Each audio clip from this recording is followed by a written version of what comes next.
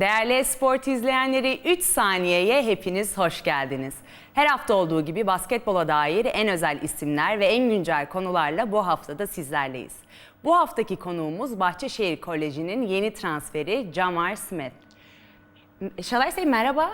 Merhaba. Yeah, merhaba, for because sure, you, for sure. you're in here, Istanbul, you know. I know Turkey. merhaba. You know merhaba. We talked about it. You know merhaba. Günaydın. Teşekkürler. Nasılsın, maybe? Yeah, I know Okay, that. this is how long you've been here? What? Maybe 2 months? Okay, this is the beginning. So Turkish fans are gonna teach you a lot of Turkish words, good words, hopefully. For sure. And you're gonna learn Turkish. So welcome, Jamar. I'm so happy that you're here in our studio and my guest, because you've been the MVP of EuroCup season 2021, and congratulations on that too. We're gonna talk about EuroCup. We're gonna talk about final of EuroCup, which is maybe gonna, because we want to know about how it went during the final. But first, I want to start with, how did you choose basketball? Man, I chose basketball because my big sister played basketball, and I always looked up to her. I was like a skateboard, street hockey, tag, run around, BMX, doing tricks on bikes. Really? I was doing that type of stuff. But my sister always hooped, and she was like really, really good. And I looked up to her on and off the court, so I picked up the ball, and then it became like, everybody was like, "You're not as good as your sister," and I couldn't beat her until I was like a sophomore in high school. So, what did she play for a WNBA? She got drafted by the Sparks, but she went through some medical stuff and ended up stopped playing. But that was the reason, your sister. Yeah, man, my big sister introduced me to the ball and bullied me for a long time too. But you proved her. Oh yeah, once I got the first win, it was over. Okay. And I felt like I could beat anybody after that. And you grew up in Illinois. Yep, Peoria, Illinois. And you started your basketball during the high school, as I read throughout the information. And you worked with Bruce Weber. How was that period? It was fun, man. Coach Weber, a really good coach. He kind of took away a little bit of my game from me. For what? but he a good coach. I mean, I played with D. Brown, arguably one of the best point guards to ever play college basketball. So when I came in, he was like, Coach Weber was like, if you can't score in 2 dribbles, pass the ball to D. So I didn't really play with the ball a lot. I was mostly like running off screens, catch and shoot. So once I left there and went to USI, I kind of got to discover myself again in my game, playing with the ball off the dribble. But I got mad love for Coach Weber, man. I love him so much. He huge support. But when coaches do that, does it affect what are the pros and cons for a player that, passing the ball? For example, in your case, what are the pros and cons? I would say it teaches you how to be coachable. It teaches you how to be coachable, teach you how to play with other guys because, on your high school team, you the man. You used to being the man on your AAU teams. High school teams, you get as many shots as you want, get the ball all the time. But it really prepares you to be a pro, because when you're a pro, you playing with other pros and guys that need the ball as well. So you have to learn how to play off of the ball. A con, you can lose yourself. You can lose what made you, what got you to that point. But if you notice that, then you just have to, find yourself again throughout your years of playing. Right. I asked you because, in these days also some professional athletes, they have some, I don't want to say as a problem, but they have some thoughts about that thing, that coachable player or not coachable player. And so during the NCAA years, you played also with Devin Williams, right? No, he was the year before I got there. Before you got there. Yeah. But you were the next guy of him. So how was that during the NCAA years? And you had a problem with the high ankle, what was high ankle sprain? Yeah, exactly. It was good. I mean, my senior year in high school, I was going to U of I all the time, watching the games and hanging out with those guys. So I got to see early on how competitive they were. I mean, watching Darren Luther and D play was probably the highlight of my senior year outside of my basketball. you know, myself. But watching those guys play was amazing. And then, you know, my freshman year, when I got there, I kind of doubted myself. I didn't think I was even going to play. I thought I was probably going to redshirt. And I remember the first time I said that, my dad was mad at me. He didn't talk to me for like 2 weeks because he was like, I can't believe you didn't believe in yourself, you know. But wow. Coming there, you know, from Peoria, Illinois, you know, we had Brian Randall there, D. Brown, James Augustine. Like, I looked up to these guys. So I didn't really expect to make an impact, you know, but I did. And then, you know, I had the injury. And then after that, you know, it was just playing myself back into shape. Yeah, but you were undrafted, right? Mm-hmm. Yeah. When you went through that phase, were you thought about your father, that he was saying you had to believe yourself? Because that's strong. I mean, I think about him every day, honestly, because I mean, he's so much.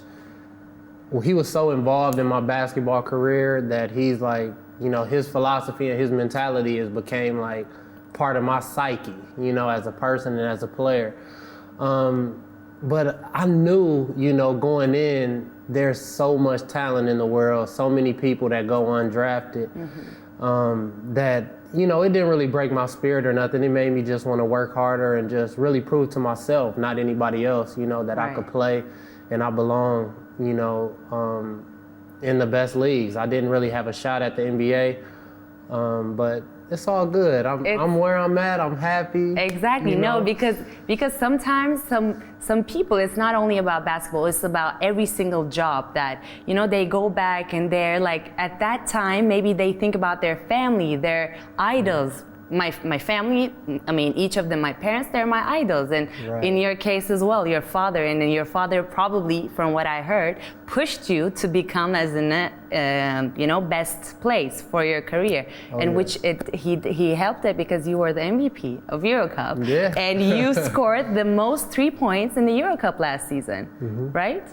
I think so. You didn't know that? Yeah, I think Or am I giving you this information? No, because I read. I did. Yeah, you did. So, and then after the university, you played for the D League, right? In it was NBA. a D League. It was a D League. Yeah, it was a D League. Then how was it? It was fun, man. That's where I actually learned about European basketball. One of my teammates, Stephen Lasmy. Right. One of my teammates was like, bro, you can make a lot of money overseas, you know? And I was like, you know, I was young and I was like, no, I want to get this 10-day, I'm gonna make an NBA roster, you know, I'm gonna prove, you know, that I belong in the NBA. And he was like, okay, like he just kind of left it alone and he didn't really tell me like, you know, all the options that you have overseas. And then at the end of that season, I played really well that season. And then, you know, at the end of that season, the offers start coming in and I start realizing like, man, you know, I'd rather make a little money, you know, for myself and for my family than, you know, try and chase a 10-day. For sure. For sure. And you know, he's huge over here. Yeah, I know. Yeah, because of Galatasaray. Like he's a big deal. Yeah. And so after that, there's this Venezuela thing. 1 week. Yeah, I didn't last there Why? at all. The culture was a little different for me. You know, when I got there, they like, you know, don't leave the hotel. Like, don't leave the hotel. It's dangerous out here. Which city, by the way? Rio. Okay. And you know me, I'm like, man, it ain't too What can dangerous. happen? I can have my headphones on. I got my iPhone in my hand, and you know, I leave the hotel and I'm walking around, and people looking at me like, hey, you see this dude? And I'm like, let me go back to the hotel. Are you serious? That level? Yeah, I didn't really feel safe. But they told me where we were, you know, like the hotel and stuff was nice, but you know, not to leave. And then on my way to my first practice, I'm on this bus. Like we take like a bus with, you know, all the people from the city. And I put my bag down underneath my feet and I got my headphones in. I'm listening to music, looking out the window. Oh no, don't we tell get to our stop, I look down, my book bag gone. Got my passport, my money, pretty much like all my belongings was in my book bag. And I hit my agent and I'm like, yo, like I want to get out of here. But first of all, why did you take bus? To the practice, because is that That's the culture? what the players were doing. Oh, okay. It was me and like one other guy on the team, and. But you were the only foreign player from the States? No, it was another guy, and me and him were both on the bus together. But it happened to you. Yeah, so I mean, his book bag, he had his book bag like this. I guess he knew something that I didn't know. For sure. Because people were getting off the back of the bus, the front of the bus, and they just open the door and hop off. So somebody just snatched my book bag from underneath and hopped off, and that was the last straw after that. Then after that, where did you go? Because it's a lot of after that was that Czech Republic. Yeah, Czech Republic. Yeah, that was Czech. And then after Czech Republic, it's still in. No, you went to Israel, and then after that to D League again. No. After that, Bamberg. No, you played for Summer League. Sorry. Oh yeah, Summer League. I did Summer League, and then I didn't really have any real prospects for the NBA, and then I did Germany. So your first Europe experience happened in Czech Republic, obviously, and then after, but in Germany. How was that? Like, did it affect you or did it shock you in a cultural way?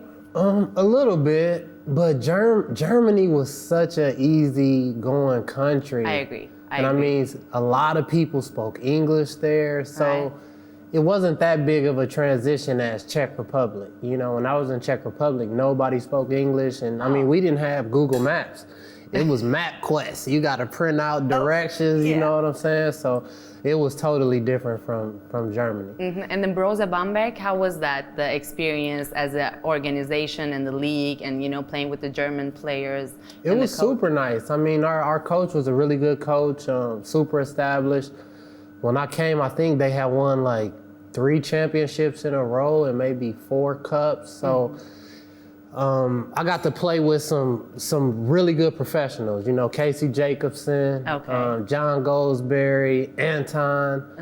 I got to play with those guys, and they showed me that, and taught me it's not just about having the talent. You have to be coachable, you have to be a professional off the court. So, it was a super good experience. And probably you understood that there was a difference between NBA and the basketball out there. Here in Europe. Oh yeah. It's a game. Like Huge difference. It's a show out there and it's a game out here. Like it's a planning game you have to. Way more of a team sport here. In the NBA it's like you give your best player the ball and you watch him play one-on-one. Like over here, very few players get one-on-one plays. Most plays are like, around the team, multiple guys touching the ball. There's very few players that he get the ball, everybody get out his way. Sharing the ball, yeah. So, it leads to my question. I've never planned to ask you this question, but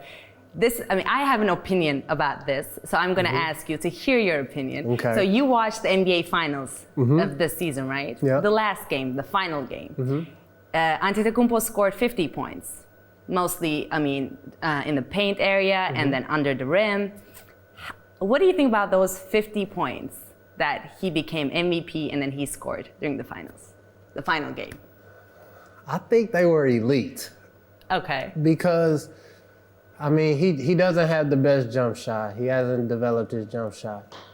And you know what he's going to give you. Right. Hard to the basket, bump, get out my way, dunk. And he scored 50 still with that. It speaks to how dominant of a player he really is to me. What's your opinion? My opinion is it wasn't easy because of his physical ability. It was so easy for him to score those points because mentally Suns were down. All the players, especially Booker, I think he was not there during that game. And it was easy for him, and they didn't have the big, tall player, Phoenix, I'm talking about. And it was so easy for him it was not so easy, it was elite still. It was easy for him, but I think people should have talked more about Tucker's defense, Holiday, or Middleton. But obviously, Antetokounmpo scored 50 points, but I think it's not the prettiest 50 points of the NBA Finals history. That's I mean, it's a lot of dunks, a lot of layups. Right, exactly. I mean, it's not like 49 points that Shane Larkin scored out here in Europe. I mean, aesthetically and in a game planning way, I think they're different things. Way different. I mean, imagine his if 50 was D-Book scored 50 points on the final game. I mean, it would be different. A lot of finesse. I mean, guards are more finesse. You have the ball, you know, you moving a little bit. Because you're a guard. You can tell that easily. Yeah, but I mean, his 50 was get out my way. Like exactly. I'm a forceful, Shaquille O'Neal type 50. Like, exactly. You know, not a lot of moves, just a lot of strength and height and length, you know? Yeah. But still, it's not the prettiest 50 points. But I wanted to ask you, because you said that about, like, you know, we talked about the playing tactics and techniques. So after Brose, Limoges, I watched one of your interview you made for EuroLeague with your teammate, you know, next to each other. And it was, I think, quiz that you were doing. You seemed like you were so happy out there. Were you? Super happy. I mean, the basketball, you know, being able to play EuroLeague, you know, for the first opportunity, I was super excited for that season. And like just the culture, the fans, I loved everything about Limoges. Okay, and then the culture as like French culture, right? You're talking about. I've never lived there, so I don't know. Like, what is the best part of living in France and then comparing to the Germany years? Were they more relaxed? The food. Really? Yeah. Is it more different? The food was like better cuisine there. It's sort of the same though. They both like kind of easygoing countries, and I love the French language. I don't know it, but it just sounds. No, good you knew. me. You said "ça va." You remember that interview? Yeah, I mean, I knew like little bitty stuff, like "How are you?" type stuff that I learned in every language, no matter what country I play in, because I just think it's the right thing to do, and it's nice to, be able to say hello to somebody in their language and ask them how they doing before you say, "Do you speak English?" Right, exactly. You know what I mean? Exactly. Yeah. I try to learn like the basics. Yeah, and then your career, that I think it was, from what I've searched, your career's key point starts with Malaga. Right? Yeah, am I right or wrong? I think so. You won the title of the EuroCup that season. How was the chemistry in that team? The chemistry was really good. I mean, on and off the court. We spent a lot of time together. And I mean, I think that's what it takes when you have a winning team, is the chemistry off the court has to be just as good as the chemistry on the court. And, everybody trusted each other. Our coach was a little crazy, but, he knew how to get you to play your best at the right time. So, okay, that's important. Yeah, it's super important. And, during the finals, the EuroCup, he gave me all the confidence that I needed, to really, believe in myself and believe that we could do it. But I want to do the compression because you played last season with Kazan, the EuroCup final, and you lost against Monaco, but you were the MVP. And your average point is 17 right? I think so. Yeah, that's I never really No, I checked. Don't worry. I know. 17.1. Okay. I can tell you that. And so what was the difference? Because you won the title with Malaga, and you lost, and with that team, because I was like expecting Kazan when Bologna lost. I expected Kazan to win EuroCup. And it's still sad for you that you didn't, but you were the MVP that last season. So what was the main difference between you played with Malaga and then Kazan? The freedom. Coach Priptis gave me a lot of freedom. He trusted me. I was with him, 4 years. Like, we kind of grew up together in the basketball world. In Plaza, he was like, he kept all his dogs on a tight leash. Like, I remember it would be games I would score like 12 in the first quarter, and he'd be like, "Okay, come sit down for the rest of that quarter, rest of the half." I'm like, why? It was a mental thing with him. I felt like he wanted to make sure that nobody ever felt, they were bigger than the comfortable. team. But at key moments, he'll tell you, I would catch the ball sometimes, and he'd be like, "Why not? Like, shoot it, why not?" So he, at the same time, he would, instill confidence in me, but just not give me so much freedom. And with Coach Priptis, he gave me a lot of freedom. He gave me a lot of opportunities to have the ball, and he really trusted me, like, late in the game with the ball in my hands. And, knowing that he had that confidence in me gave me a lot of confidence. Right. I agree. That's really important because maybe you watched last season's EuroLeague Final Four. Oh, yeah. Do you remember Corey Higgins against Milan? Yeah. That was a big moment, I think, for Barcelona. But they lost against Efes. And there were some moments for players like Corey, like you, like shooting, like the guards, that you have all the responsibility and you have to shoot. Did it happen to you last year during the final game? That you're like, why not? Yeah, the first game, was it the first game? Yeah, no, the second game. We were down 2, and I shot the 3. But it was a great shot. I mean, it was a great shot. It's a shot that I make in every game. It's a shot that I take all the time. But I didn't feel any pressure. I didn't feel any pressure at that time. But, when I look back at the game, I'm like, man, should I have maybe tried to shoot a 2? But I think I would have lived with that shot. I mean, it's fun in those moments. Like any player that has that responsibility, it's the best feeling in the world. But it's such a thin line for a player, for an athlete, not only for basketball player, for football player, soccer player, whatever you call it. It's like you do it or you cannot do it. And mentally, you have to control yourself. How do you deal with that? I have a short-term memory, man. Like very short-term. One of my teammates, Isaiah, he say I got a 24-hour rule. I'm gonna think about it for 24 hours, and then after that, I take it out of my mind. Smart. And I think mine is even shorter. I think mine is like 12. 12 hours, like once half of a day. I wake up the next day, it's like, it's still a game, whether you make the shot, miss the shot, no matter how big the moment is, it's still a game. So I try to just remember that and, think about all the shots that I did make, all the times that I did make the shot. So I don't think about it too long. Right, that's good then, that's good. And because, thinking is sometimes a tiring thing, it can make you tired. For sure, but and make you miss. Exactly, for sure. But you're here in Istanbul. You signed with Bahçeşehir Koleji. They created, I can tell you that too, because we have a member with us from Bahçeşehir. They created a great team, Bahçeşehir Koleji. I mean, for me, I can tell you this, since I'm in this industry, this season, Fenerbahçe, Galatasaray, and Bahçeşehir, and also other teams, but I can count these 3 especially, they created a great I can tell chemistry because I know the players. I can tell from outside as a journalist. Great team. How do you see this year's Bahçeşehir Koleji? Man, I love our team. I mean, from the first practice, our first practice was like really good chemistry, like with everybody, off the court and on the court.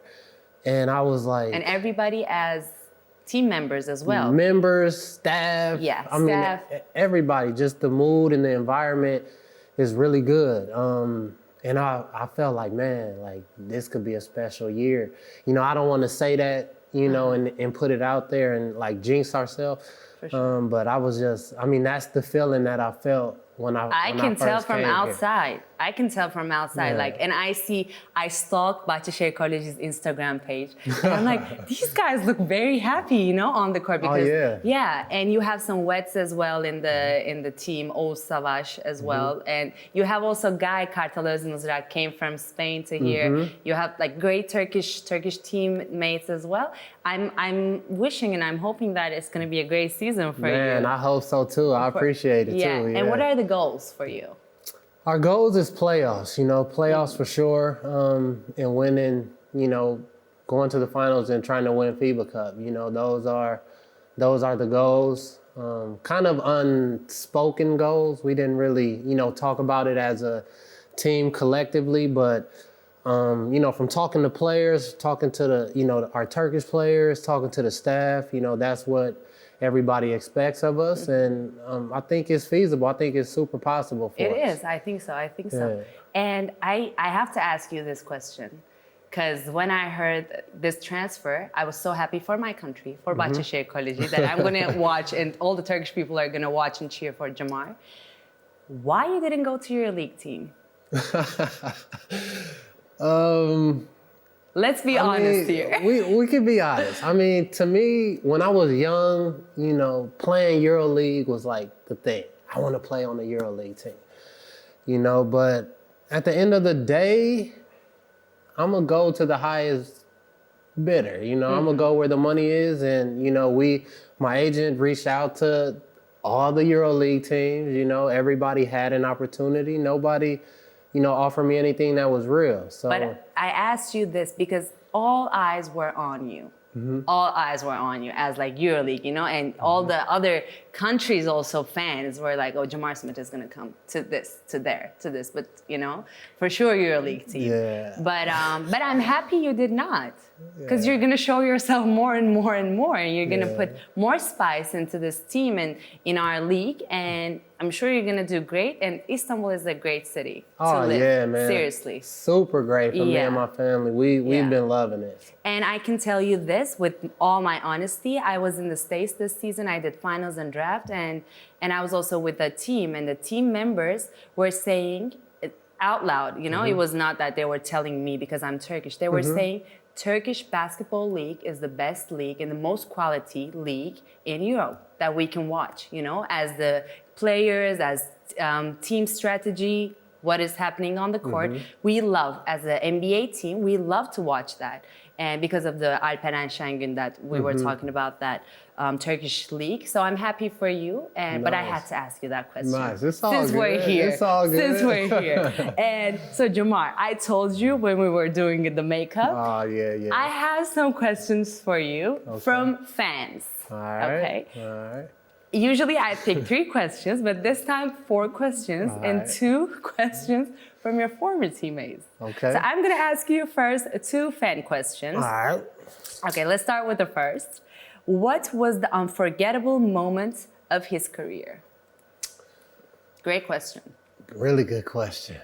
Unforgettable moment. It's 2. There's 2. The first one would be winning EuroCup in Valencia. Okay. On their floor, and you know they Showing did them the trophy. They did the confetti, and it was some orange confetti in there, some orange and black confetti. And the second would be Monaco winning on our floor last year and watching them celebrate. It was I haven't forgot that.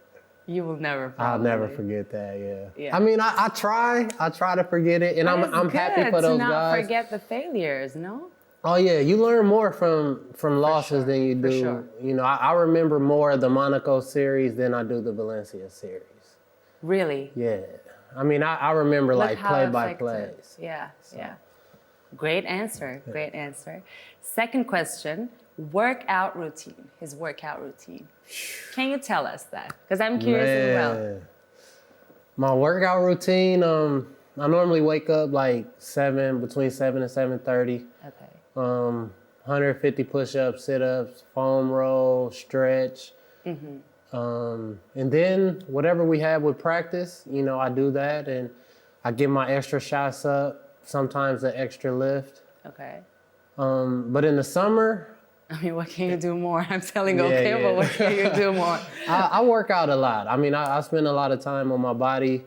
I also do a lot of recovery stuff a lot too, you know, so in the summer, I'll probably work out like 2 times a day, and I try to get like 3 miles of running in my workout. So you don't stop during the summer?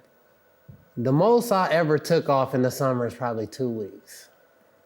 That's not a lot. That's the most. Okay, the most. And the most is not a lot. So, but I mean, I love basketball. It's fun for me. So you work a lot. Yeah. That's good. Good to know for our audience. So these 2 questions.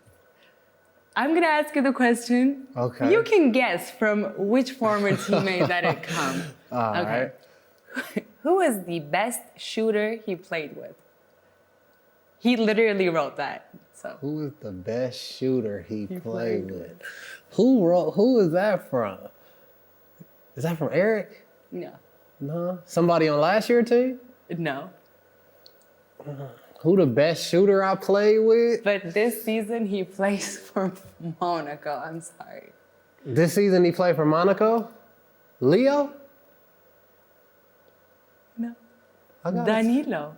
Oh man. Yeah. Danilo. He beat me in a lot of shooter games. Yeah. So he asked you that. So, but what's your real answer? Me. Who's the best shooter he played with? Oh, that I played with? Yeah. Probably Danilo. Word. Danilo got a clip. Really? Yeah. I was chasing a shooting game that he beat me at for like 2 years now. Okay. And I haven't beat his score. So let's say Danilo. Respect. If we do the second one, who would you say? The second best shooter? The second best shooter? You played with? Man, I gotta think. JT? Isaiah, maybe Isaiah? Isaiah? Okay. Yeah. Okay. Isaiah, yeah, for sure Isaiah would be the second from last best. season. Yeah. Okay. So the last question from your former teammate. I don't understand the inside joke, so I have to ask you this. Does he miss the Grease gang?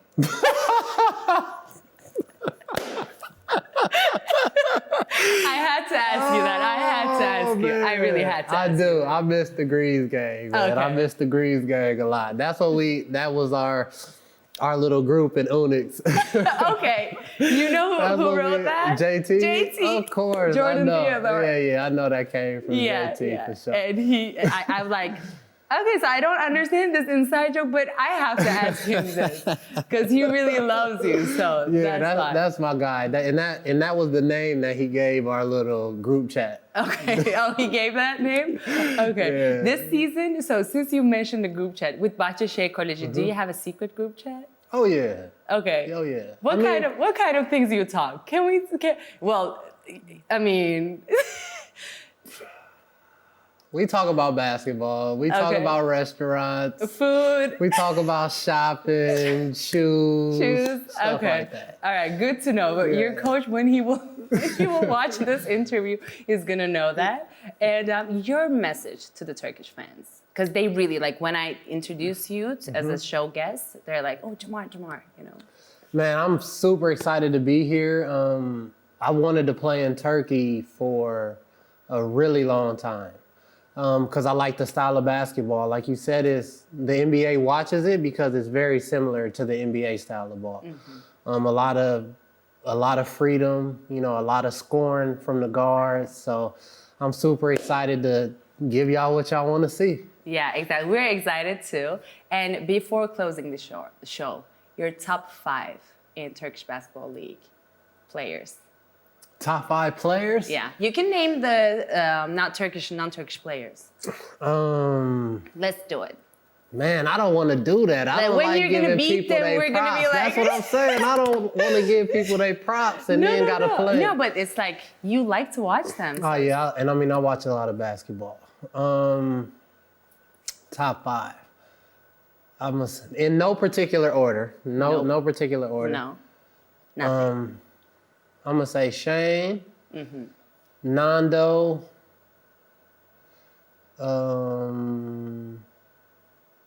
Perrier Henry. That's my guy. I love watching him play. I'm so excited to watch him when he'll play for Fenerbahce. That's my guy. Adrian Mormon and Ben Bentel. I agree. Yeah. I really Ben and I can add D-Boss. I was about to add D-Boss, man. Shout out to D. I was about to add it, but he beat me last year, and I still ain't been able to sleep, man. And you're gonna play against him this season. No, that's my guy, though. I got a lot of respect for D, man. Yeah. He a killer. Yeah, he will be. I mean, he will be, and you will be. Yeah. I'm so excited to watch you. Thank you for joining us. Man, thanks for having me. It was mad fun. Yeah, Mad thank fun. you. Thank you. Maybe we'll see each other during the season and do another interview. For sure, I'm down. Okay, It was okay. fun. And maybe I'll ask you to read your group chat with Bahçeşehir Koleji. Okay. Okay, so before that, warn the guys, so you know. Respect. Thank you, Jamar. All right, thank you. Thanks for having me. Değerli Esport izleyenleri, haftaya tekrardan yeni bir 3 saniyede görüşmek dileğiyle. Hoşça kalın.